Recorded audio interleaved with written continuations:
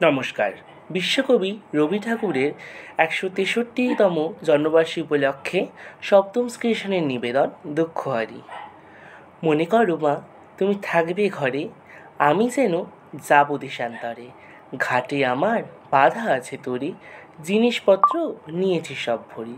ভালো করে ব্যক্ত মনে করি, কি এনে মা দেব তোমার তরে। চাস কি মা তুই এত এত সোনা, সোনার পথে করি আনাগোনা। সোনামতি নদীর তীরের কাছে, সোনার ফসল মাঠে ফলে আছে। সোনার চাপা ফোটে সেথায় গাছে, না কুড়িয়ে আমি তো ফিরব না।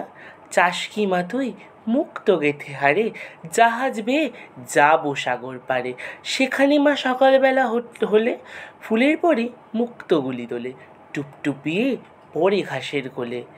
যত পারি আনবো ভারে ভারে, দাদার জন্য আনবো আমি মেঘে ওরা পক্ষীরাজের বাচ্চা দুটি গোড়া।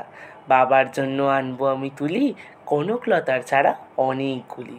তোর তরে মা দেব কৌটা খুলি, ৭ রাজার ধন একটি মানিক জোড়া। নমস্কার।